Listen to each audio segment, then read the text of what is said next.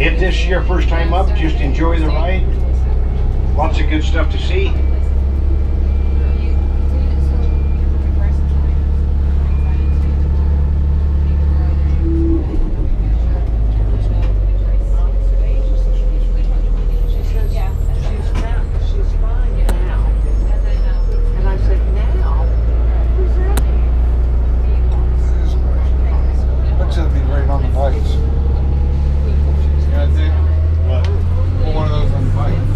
This right here is like you could attach that to your chest plate, and, this little piece. Welcome to Zion National Park, one of the greatest geologic wonders in the world. Zion Park is about GoPros on a motorcycle. A sanctuary for wildlife. You usually see some pretty spectacular unpleasant videos. Oh, it's transmitting. Okay. Yeah. Kind of be able to see what I see. Zion National Park is a place for you and future generations.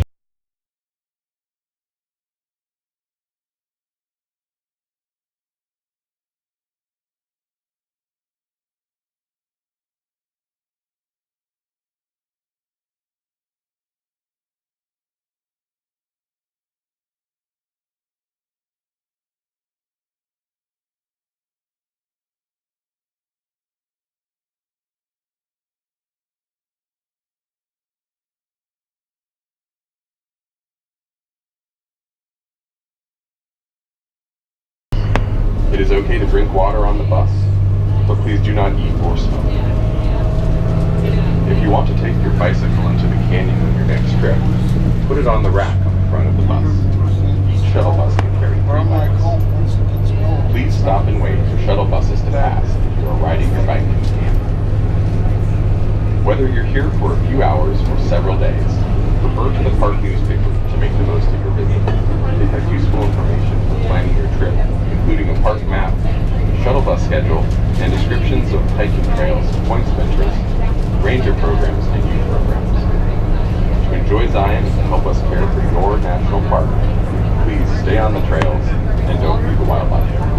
Be careful, drink plenty of water, and remember that your safety is the most important. Enjoy your time here in this very special national park.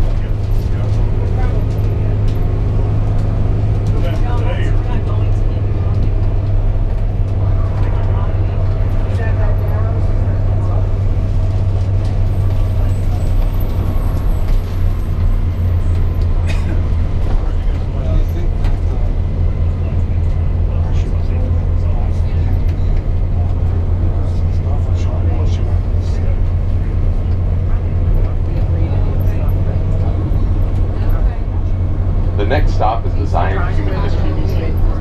This is where you can watch the park's 22-minute orientation program. Ranger talks to her regularly on the shaded patio.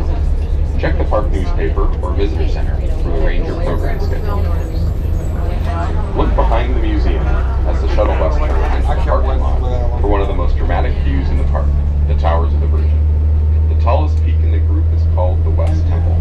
It stands at 7,810 feet. Nearly 4,000 feet above us. This is the Zion Human History Museum. Is it not totally normal? Museum is open daily from 9 until 6.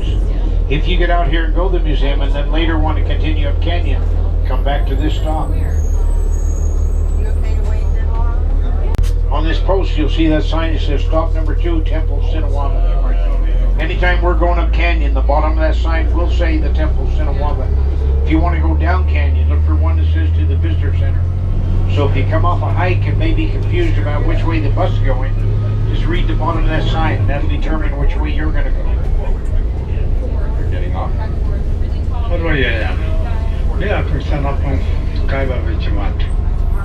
Hello, my name is Ben Pekovic, and I am a member of the Kaibab Band of Paiute Indians. There are many places in Zion with Paiute names. We call this canyon Makuntuwip, meaning straight up land. Zion is a part of a larger area known as our traditional homeland.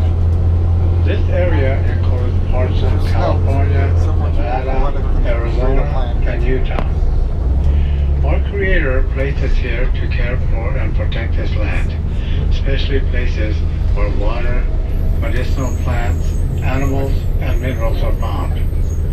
There are songs and stories here that remind us of who we are and where we came from. Listen for them as you hike the trails or walk along the river. Perhaps they are there in the sounds of the wind or in the rush of the water. Zion remains a place of importance to Southern Paiute people today, as much as it did historically. Our elders play an important part in passing on our traditional knowledge. They teach our children about our culture, our songs and stories, our religion and practices. We are taught that everything has a purpose, including water, rocks, plants, and animals, and that we have a responsibility to care for the land. For centuries, humans have come to, lived in, and found sanctuary in Zion Canyon. We hope you find the same sense of awe and wonder in Hunterweed that they found. Treat this place with respect by staying on trails, packing out your trash, and leaving it as you found it.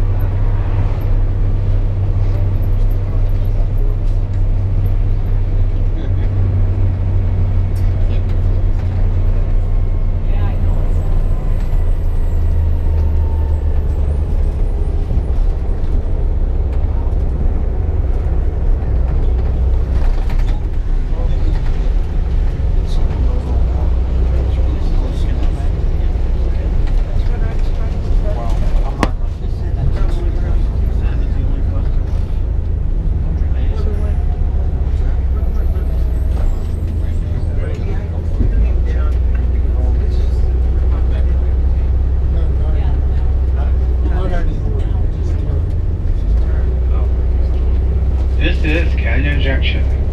You can get off here and walk back to the Human History Museum, the campgrounds, or the visitor center along Padrices Trail. Padrices is Paiute for bubbling water. The Padrices Trail follows the Virgin River and has some of the best views of the Watchman. The trail begins across the road just under the bridge. It is accessible for wheelchairs, pets on leashes, and bicycles are welcome. This is Canyon Junction. On the face of the mountain up there, you'll see a side profile of Darth Vader's helmet up there. Yep, I see it.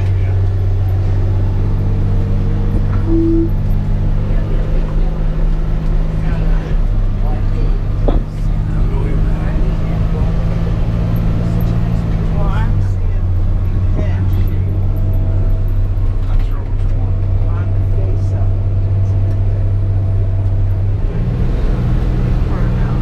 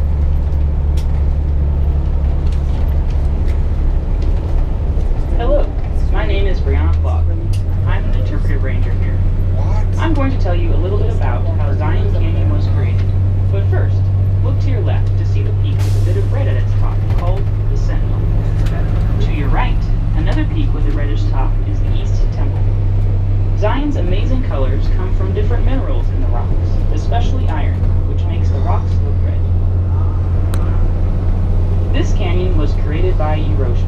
Its formation has taken a few million years. Canyon cutting is still happening today. For example, across the river is the Sentinel Slide, an active landslide where tons of rock and sediment have fallen and slid again and again over centuries. The massive slides can block the river and force it to find a new course. This happened as recently as 1995, and several hundred people were stranded at the Zion Lodge a few extra nights because the river moved to this side and collapsed the road. Another road collapse occurred in 1998, and there was a close call in 2010 when heavy rain increased the water in the Virgin River by more than 20 times and created a flash flood that undercut the road. The Virgin River may not appear impressive when compared to some of America's largest rivers, like the Columbia, the Potomac, or the Mississippi, but think about this. Over centuries, the Virgin River sliced through 7 layers of sedimentary rock, including 2,000 feet of solid sandstone to create this canyon. The Virgin River is still working hard in Zion Canyon. It carries away an average of 1 million tons of sediment a year, mostly during flash floods that are so powerful they move boulders and rip tall trees from the riverbank. Look along the riverbank for signs of flash floods, trees bent and pointing downstream, and grasses and reeds wrapped around tree trunks and rocks. Keep an eye on the weather and make sure that you are not in the river when there is a possibility of a flash flood. Flash floods can kill. Don't let it happen to you.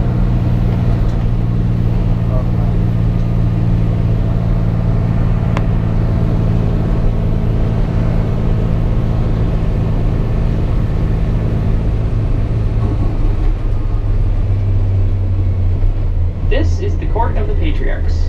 Depart the bus here for a trail to a scenic viewpoint. It is paved and about 150 feet long. It starts on the right side. Be sure to take your camera and other belongings.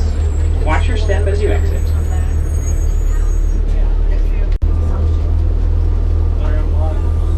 I'm Michael Plyler, a photographer and director of the Zion Canyon Field Institute. If you're like me, you've been taking a lot of photographs. It's amazing. The scenery here has inspired millions of people. There's a great example of this out the windows on the left. Look for the 3 high peaks in the white and pink sandstone. A Methodist minister and 2 local boys that they named have these on there peaks the are all Court of the sitting up front Patriarchs, speaking after Abraham, Isaac, and Jacob from the Old Testament of the Bible. In 1903, before the world knew much about Zion Canyon, every bus. an American artist and writer named Frederick Dellenbaugh spent the summer here. He showed his paintings a year later at the St. Louis World's Fair, and people didn't believe that the steep canyons and colorful rock could possibly be real. That same year, he wrote these words in a national magazine. The spectators instantly enveloped in the maze of cliffs and color. A double line of majestic sculptures, domes, pyramids, pinnacles, temples, sweeping away to the north, dazzling with vermilion, orange, pink, and white. Dellenbaugh's words and paintings made Americans aware of this place. A few years later, in 1909, the Kuntuit National Monument was created. In 1918, the name was changed to Zion National Monument before it was redesignated a national park in 1919. Artists help preserve places like Zion. Our words and images tell the world why landscapes like these must be enjoyed, but also why they must be protected.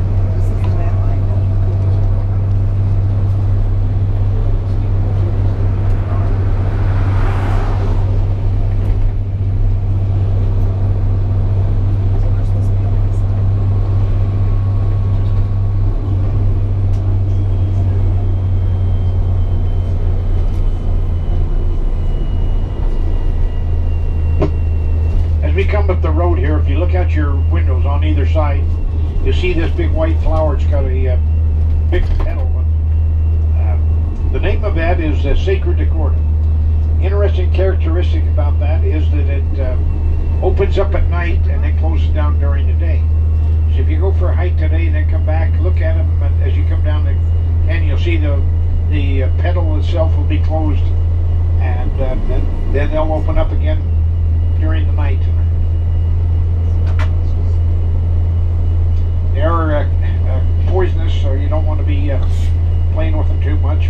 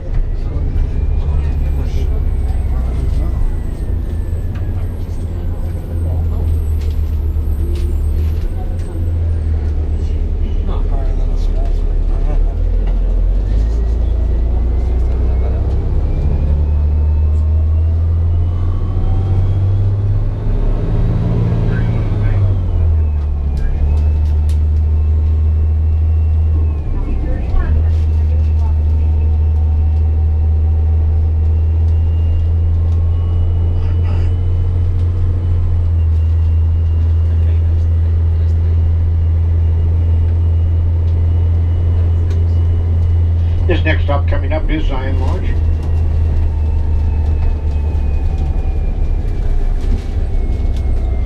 Trail for the lower Emerald Pools begins on our right side alongside this big lawn.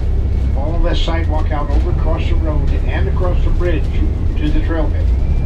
Now if you're looking for a horseback ride, that's where they begin. There's a full service restaurant, open air cafe, gift shop, spring water refill station and restrooms.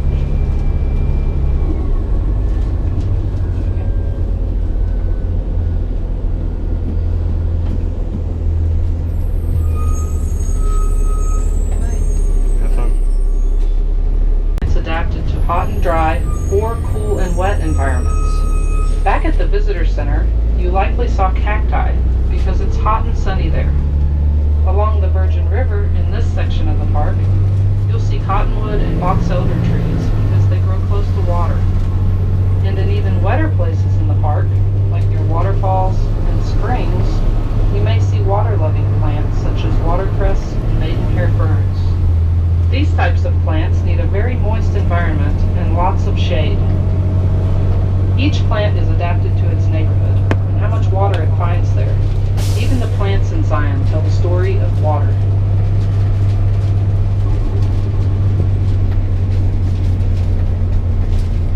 Stop is the grotto. Depart the bus here for the trail to Angel's Landing, which starts across the road.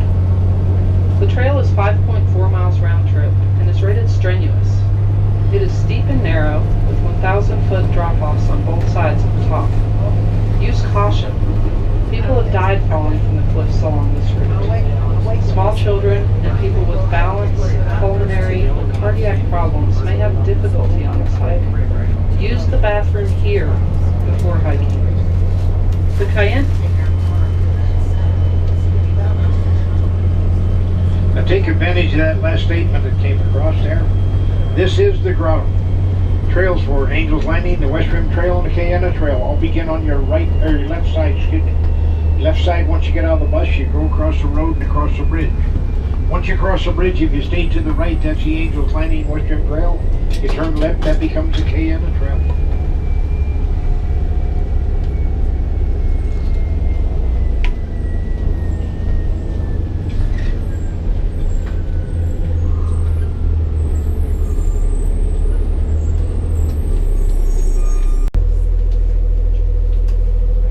I'm Jen Prexon, a park ranger interpreter here at Zion National Park. One of the most popular hikes, and one that I am frequently asked about, is Angel's Landing. It's across the river just ahead, out the windows on the left. The trail to Angel's Landing cuts back and forth along the canyon wall. You might be able to spot hikers over there on their way up to Walter's Wiggles, which are a series of 21 steep switchbacks. Walter Roosh, the first park manager at Zion, designed the Wiggles as part of the Angel's Landing Trail. He wanted to allow visitors to reach the viewpoint overlooking the canyon, which someone once said was so high only angels could land there. This amazing trail is listed in the National Register of Historic Places. Just one more reason Zion is an important place to care for and protect. Now look out your left window, right across the river. You'll see those hikers on that trail. That's the Angel's Landing West Rim Trail. We just started the grotto. As we come around this curve, though, I want you to look straight ahead, the way the bus is pointing right now. Out where that shadow is, look right up there, just about to the V. Right at the bottom of that V, there's a diagonal cut in the rock. Looks like an eyebrow. Look real close, you'll see a hiker right where that shadow hitting right now, in a white shirt that's working their way up towards the V. Now once they go through the V, they walk way back in the canyon where they run into those switchbacks called Walter's Wiggles. You just heard about on the narration. And that's how they get up on top of Angel's Landing, the big mountain directly in front of us. Beautiful hike. If you stay with me to Big Bend, I'll show you where they end up.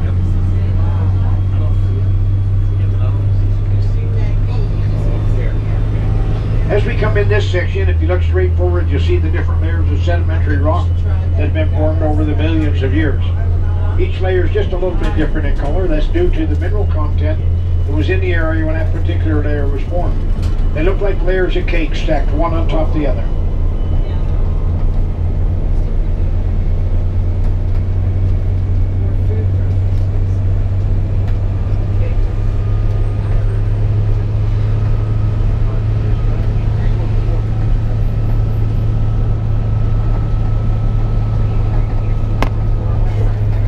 getting close to Weeping Rock. What makes rocks weep in Zion? This is a desert after all.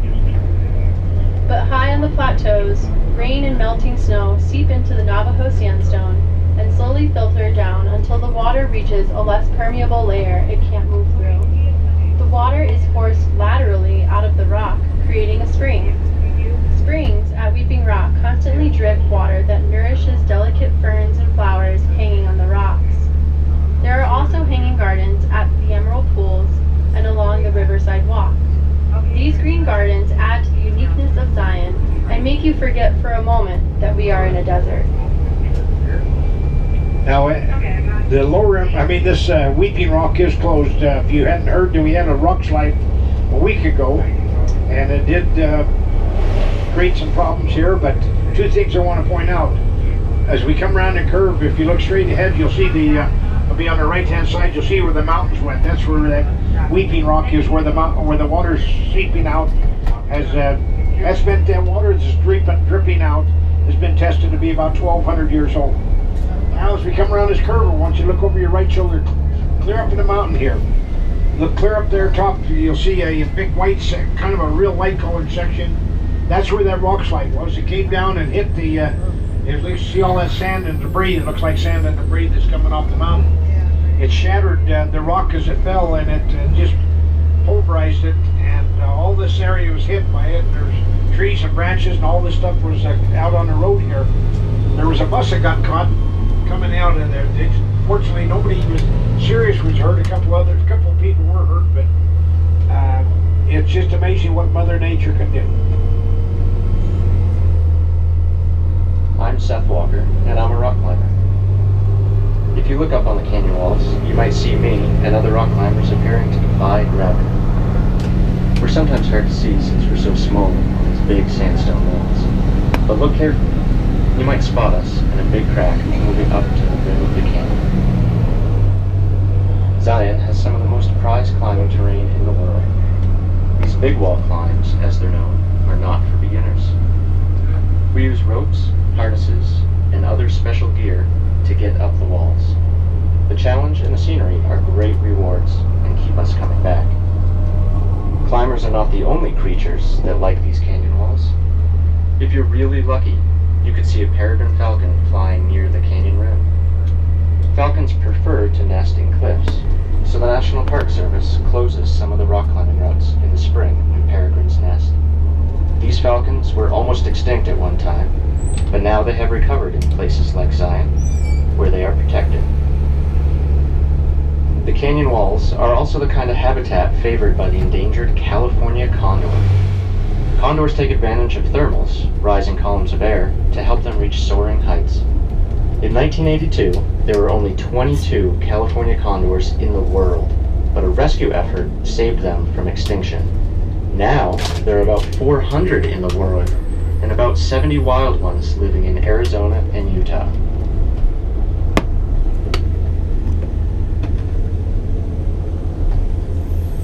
This is Big Bend. This is a good place to enjoy views of the Great White Throne and Angel's Landing.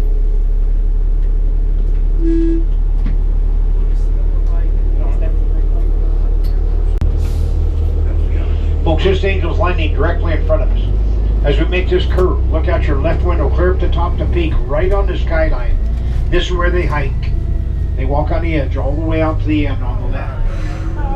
Look right up there in the clouds right now. There's 3 trees, 2 live ones and a dead one. In between those 2 live ones, there's 1, 2, 3, 4, 5, 6 people that are walking right in the clouds.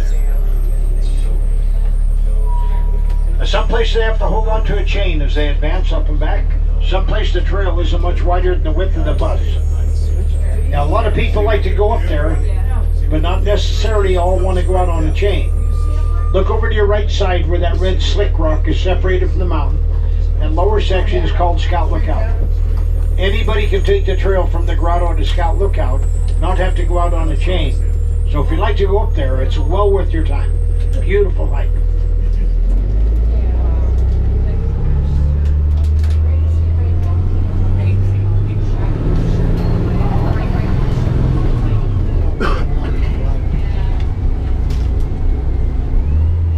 Now straight straight out from the bus right now in that lower section, there's 2 trees.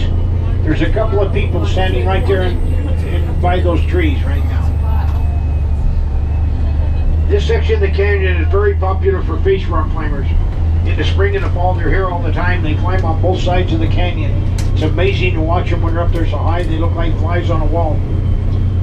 The summer's so hot, they usually don't climb here in the summer. But we have somebody out there today, looks like. Now look out your left window across the river. You see those 2 white spots on the rock. Follow those white spots vertically straight up all the way to the top. That's Moonlight Buttress, one of the favorite of the rock climb. It's usually a 2-day climb. Now when they climb that, if they stay overnight, they make a little portage and sleep right there hanging on the mountain. Okay, now start right at those 2 white spots. Go up maybe 200 feet, 150, 200 feet, and go to the left. There's a kind of a tan bag and a green bag, and then there, right there, it's a tree. There's a guy in an orange shirt right there. Now, they'll work their way over. If they're going to climb that, they'll go straight up to the center of the mountain there. So.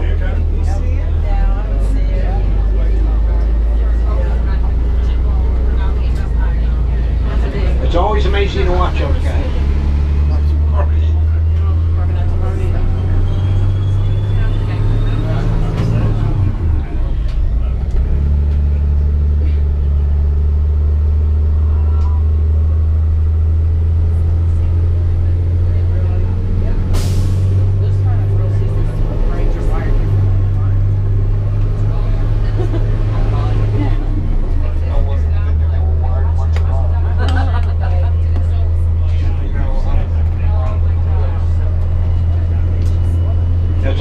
Watch those. Now, when you come back from your hike, look over in that area and see if you can see if they've made any headway.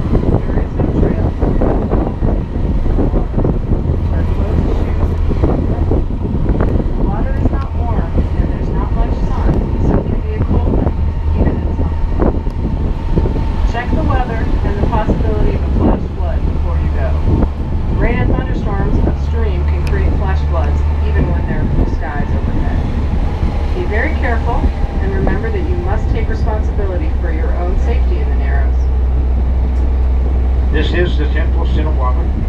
Trails for the Riverside Walk and the Narrows begin once you get on the bus. You follow the sidewalk into the canyon. Now the Riverside Walk is a mile-long hike. You walk right alongside the river. It's a beautiful hike. Then you run out of sidewalk, and that's where the Narrows begin. There are restrooms here, water refill stations, a great number of photo ops. The bus in front will always be the one that leaves first to go back, and then we each go up successfully. Bus to leave all day long, about every 8 minutes. The last bus to leave here tonight will be at 9:15.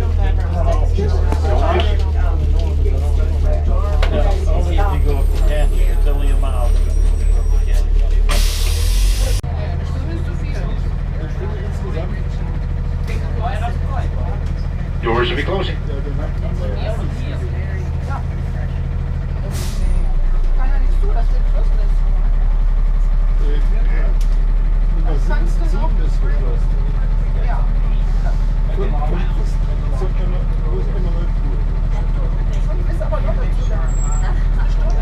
Doors closing.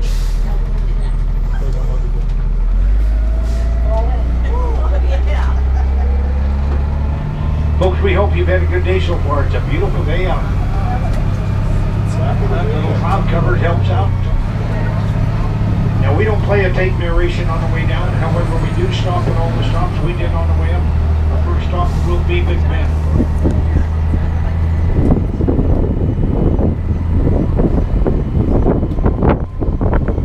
This whole area is called the Temple of Sinawava, named after a great Paiute Indian chieftain by the name of Sinawava, who they consider to be a god and creator. So in reference to him, the Paiutes named this whole area the Temple of Sinawava.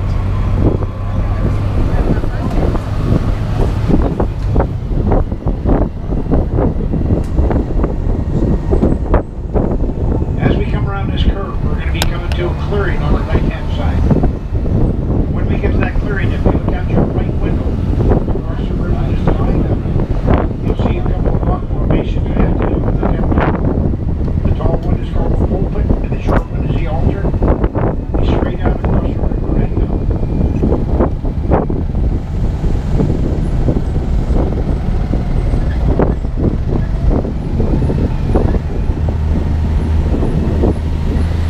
Now, if you had an opportunity to hike the Narrows or the Riverside Walk, it's a great hike.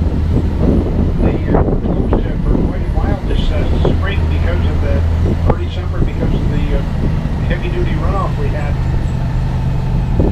When we first started in March, there were people hiking it, and then they had to close them down because it got so heavy. Just to give you an idea of what can happen in the river, as we come around this curve, look down there, and you'll see that where the river's at right now. It's not very high, but about 2.5 months ago, that one night, that island and everything was just completely covered over. That day is running 2,000 cubic feet per second. It fluctuates in there up to 500 cubic feet. It has to be under 150 cubic feet to be able to hike it there. Today it's 43 cubic feet. Now, if you put that in perspective, a cubic foot is probably the size of a basketball being cubed out of it. And if you were standing in the river, you had 43 basketballs a second coming down to stand in the right now. Water-wise, cubic foot of water, cubic foot is about 7.5 gallons. So you'd have 322 gallons of water a second. So you can imagine what it'd be like if you're really running hard and sweeping right off your feet. This section of the canyon is very popular for baseball training. It is free to all the aerial design people on both sides of the canyon. It's amazing to watch it when runners fly in like flies. Just a few minutes ago, we just this was climbers. Look out your right window across the river, and I can't see it with the frame of the bus here, but across the river you'll see 2 white spots on the rock. All those vertically straight up, all the way to the top. That's Moonlight Wonders. Now, like I say, go up about 200 feet from those white spots. Go to the left just a little bit. They had they're pulling a bag, and then there was a guy up there in an orange jacket right by some bushes there. Hopefully he'll still be there because we can't see it right now. That's where they were just getting started. Now if they're pulling that bag and everything, that's their equipment to stay overnight. If they stay overnight, they make a little board lift and sleep right there hanging on the mountain. Now if you continue to look out your right window, clear up the top to peak of all those saddles. That's the Angels Landing Trail. Those hikers walk right on the edge all the way out to the end. Someplace they have to hold onto a chain as they advance on the back. Someplace the trail is so much wider than the width of the bus. And that trail starts at the grotto. It's about a 5.5 mile round trip trail. You ascend about 1,500 feet. If you're not in the hide cell, that's not the run for you. It's about a 1,000-foot drop on either side. This first stop is Big Bend.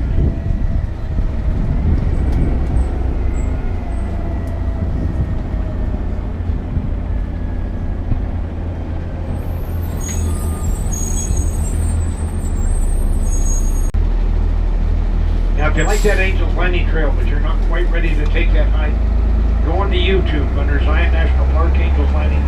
There have been people who have taken that hike and used their video camera. You could take that hike with them and eat a bowl of popcorn and never work up a sweat. But at least you'd have an idea what we're talking about when they go out on the chain. It's a very exciting hike. The view up there is spectacular. I'm sure you heard that we had a rock slide last week.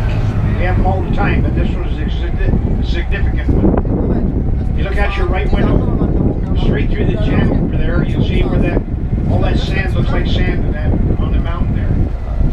Follow that up way up the top there, almost to the top. There's a big one, kind of a real light, clear light spot up there. That's where that fell from.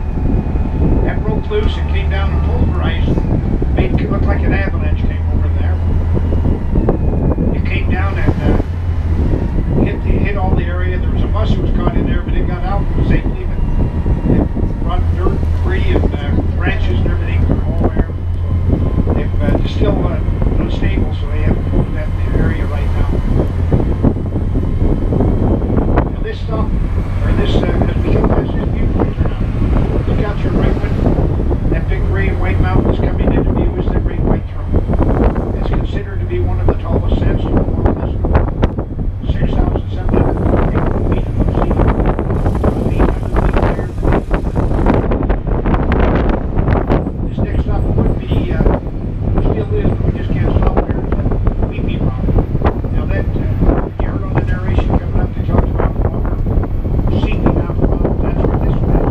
Weepy Rock is water has crept down there. The water's been tested to be about 1,200 years old.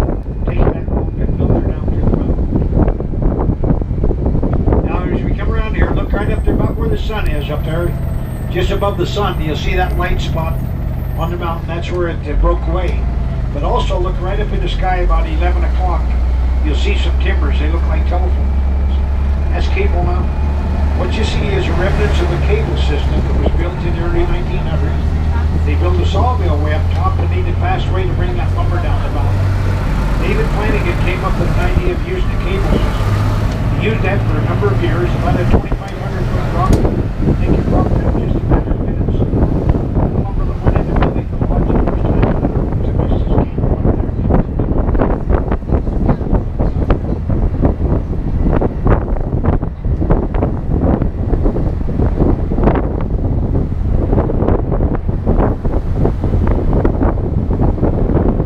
You got your left window on the side of the right.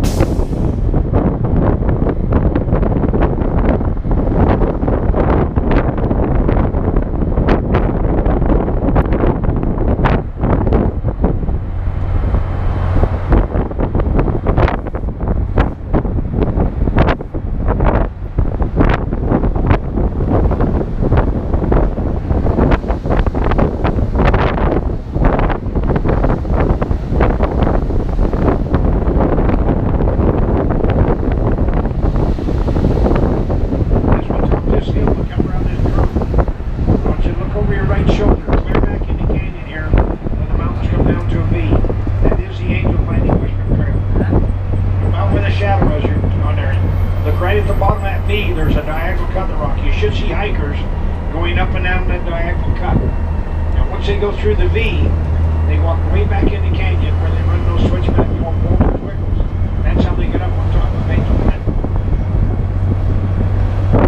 If you'd like to see what those switchbacks look like, what they take the hiker on, go in the visitor center, or the museum, or even the gift shop here at the lodge. Look at the different posters that show Walter River. You'll really be amazed at all the work that went into making those switchbacks that they took.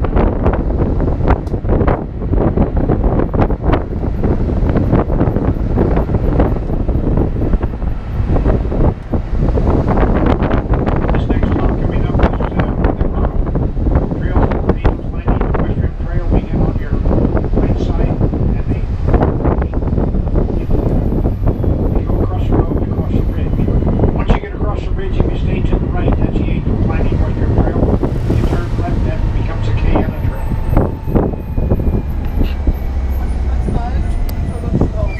Now there is a short half-mile dirt trail called the Grotto Trail that starts directly in front of the bus when you come to a stop. It will take you down to the lodge.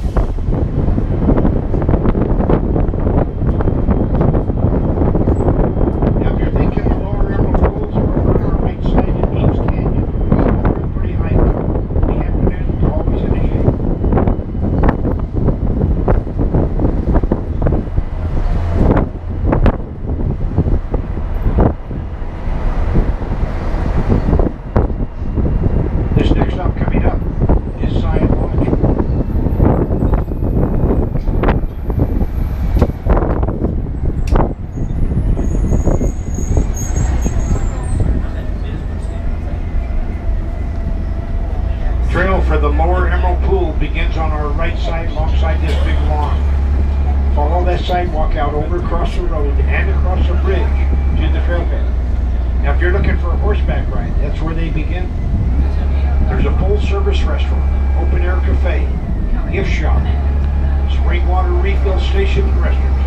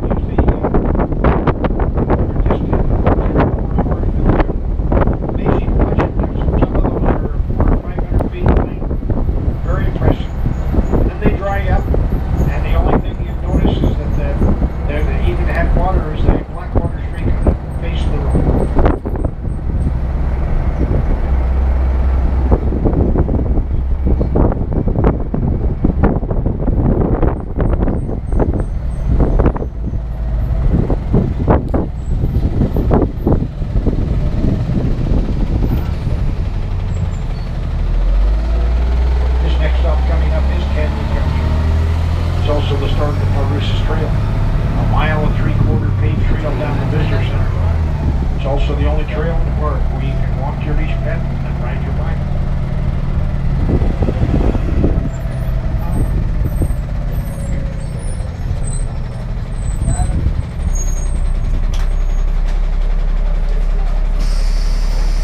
There, the CSI profile of the Darth Vader's helmet.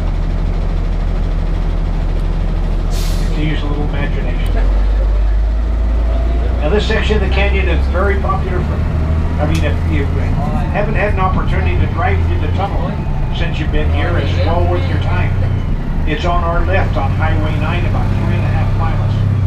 If you're planning to go to Bryce Canyon, the Grand Canyon, or to Lake Powell, that's the shortest and most scenic route.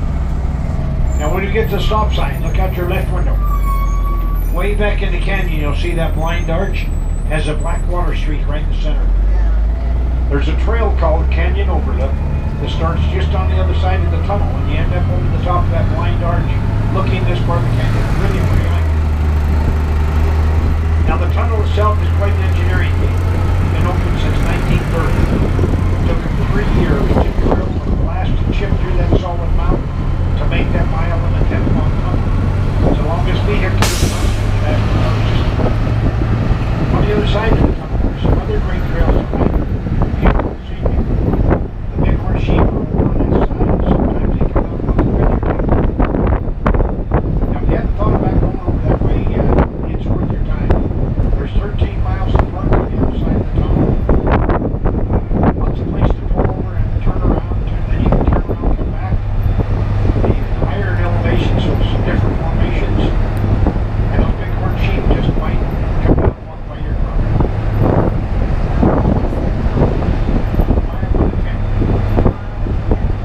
Mile and a tenth.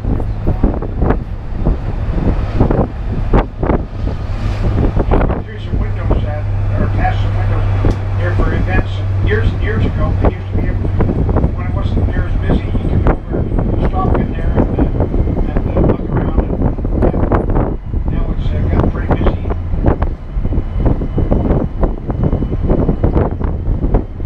This next stop coming up is the Human History Museum. They're open daily from 9 until 6. They have a 22-minute orientation film that talks about the geology, the human history aspect of park, and animal. They have displays and ranger talks that go on daily and give you some great information. Now, that movie they play starts on the hour and a half.